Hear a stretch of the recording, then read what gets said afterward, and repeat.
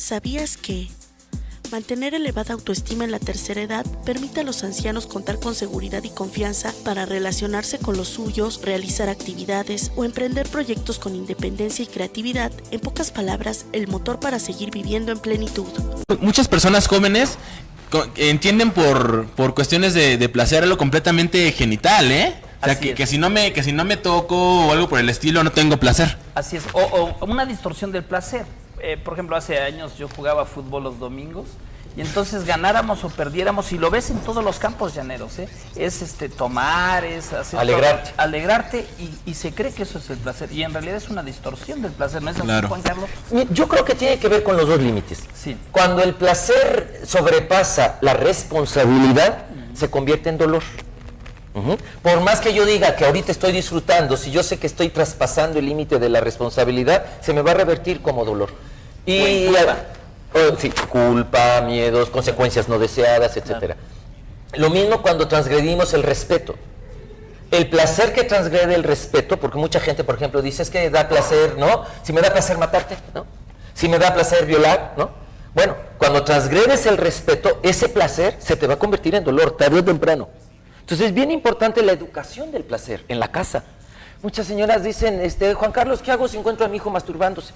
Oye, pues ciérrale la puerta con todo respeto. Son los clientes. Por debajo, ¿no? ¿Qué te gustaría que hicieran contigo si te cachan? ¿Por qué? Porque no nos han educado a hablar del placer en la casa, no nos han educado a hablar de la alegría. Es más, se cree que la alegría y el placer no debe ser en casa. En casa es el dolor, la disciplina, la rigidez, etcétera. Y entonces, el silencio, o el dolor, el miedo. Nos han enseñado a hablar de las emociones negativas en la casa o a más o menos manejarlas, pero nadie nos enseña cómo manejar el placer y cómo educar el placer. Claro. Es bien importante que para que el placer no se distorsione, no se minimice a lo genital, etcétera, tenga al menos estos dos límites bien claros. ¿Qué es la responsabilidad? La capacidad de responder a las consecuencias de mis actos. Capacidad de decir, sí, rompí el vidrio, sí, fui yo. Ajá. O también, yo tuve ese éxito, yo lo tuve, es mío. Saber reconocer. Saber reconocer. Y el respeto quiere decir tomar en cuenta la voluntad propia y ajena, por supuesto. Faltarte al respeto haciendo un acto sexual con algo que no querías hacer, se te va a convertir en dolor. Claro. Oye, Juan Carlos, y ahorita que mencionas el dolor, me viene mucho esta idea, el dolor placentero que sí existe, ¿no? Hay un dolorcito ahí que es rico y que se disfruta, ¿no? En la van a estar pegados. Porque si nosotros analizamos la cara de dolor en una foto y la cara de un orgasmo, se parecen mucho. Bastante. Sí. De hecho, hay estudios, ¿no? Donde se ponen fotografías de personas en el momento de un orgasmo y la gente, se les pregunta a las personas, ¿qué estás viendo ahí? Dice, a ella le está doliendo algo, ¿no? Sí. Entonces, pero se parece. Pero la muela del juicio. Cierra la puerta. Duele, pero no quieres que la saque. Ciérrale la puerta. Yo creo que el dolor y el placer, incluso a nivel neuronal, ambos producen endorfinas. Claro. Por ejemplo, hay gente que tiene adicción fuerte, por decir algo, a la heroína, ¿no? Y entonces, si no tienen acceso, para sentir un poquito de endorfinas, que es la hormona del placer, que es la hormona que obtenemos cuando hacemos algo placentero y es lo que nos sube de ánimo, se provocan cortadas. Porque el dolor también, para sentirlo menos, saca endorfinas para que nos duela menos. Claro. Entonces eso les hace sentir un poquito como si se metieran tantito de la droga a la que son adictos. Entonces hay un lado donde está pegado el dolor y el placer. ¿Cuándo es lícito? Cuando hay una decisión de ambas partes. Claro.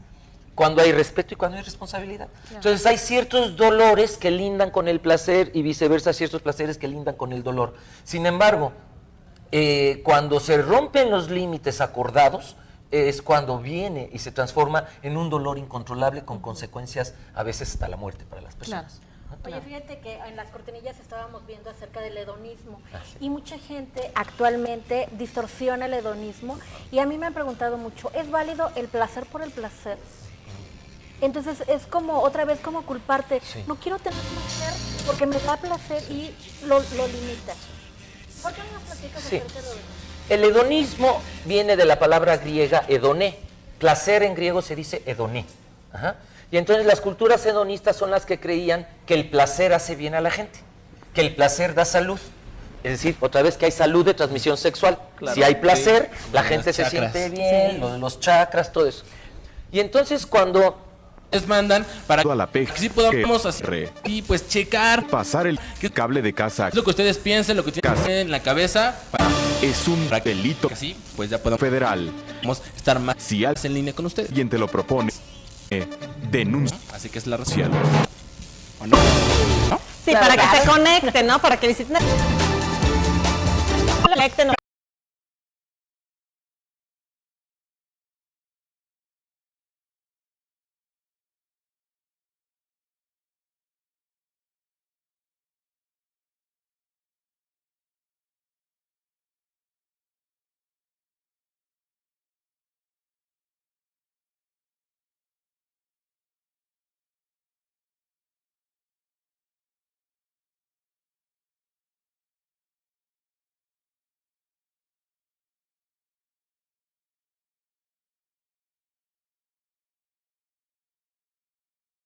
Menos forma de negar que se está sintiendo placer. Como es ese platillo, ¿no? Que se Sí. Pero, por ejemplo, podríamos escoger una mano. Sí. Y quedarnos horas en una mano o en dos manos. Y hay mucho placer que incluso puede llegar a ser orgásmico. Claro. El orgasmo, la definición es como el máximo punto del crecimiento de las sensaciones bonitas. Y llega al máximo punto y entonces desemboca en paz interior. Lo que en sexología le llamamos la etapa de resolución tiene una disfunción, es muy interesante, que es el sentimiento de culpa. Sí. Si hay gente que después de un acto sexual se siente mal Ay, qué consigo rico, pero ay, qué misma, culpa. sí, lo decía una amiga de Alvarado, perdonando el auditorio de la jarochería, pero decía, Juan Carlos, entonces quiere decir, la culpa es que a cada gustazo me doy un madrazo. Eso es la culpa. Cada vez que me siento bien, me siento mal porque me sentí bien. Ay, Dios, qué Es feo. la gente que cree que no tiene derecho a ser feliz. Cada chocolatito, cada vez que va al cine, cada vez que platica placenteramente con alguien, Te siente vas a culpa. sentir mal. Entonces, ¿cómo fue que nos empezaron a limitar el placer? Hubieron inquisiciones contra el placer, guerras, absolutamente. Y una de las herramientas que se inventa en la Segunda Inquisición Católica es el sacramento de la confesión. Se inventa la confesión para que la gente platique de qué siente placeres. Porque muchos de los placeres, al no ser solo genitales, pues no son observables. Yo estoy teniendo mucho placer ahorita con ustedes, pero si estuviéramos en el siglo VI, VII, cuando se inventa el sacramento de la confesión, no, a ver, ¿tuviste qué? Placer. A ver, pase por favor al cadalso. Oye, y nos enseñan a flagelarnos. Claro. También. La autoflagelación viene de una secta filosófica romana llamada estoicismo. Los estoicos decían que el placer daña el alma, que solo el dolor la fortalece. Michel Foucault, en un libro que se llama Sexualidades Occidentales, dice que lo que hoy llamamos catolicismo es cristianismo mezclado con ideologías del dolor, con los estoicos. ¿Sabías que a través del erotismo podemos proporcionarnos placer? Sin embargo, es necesario que para ejercer nuestra sexualidad de manera plena, debemos integrar otras fuentes de placer como el autoerotismo, la estimulación a través de los sentidos y especialmente el órgano sexual más grande, la piel.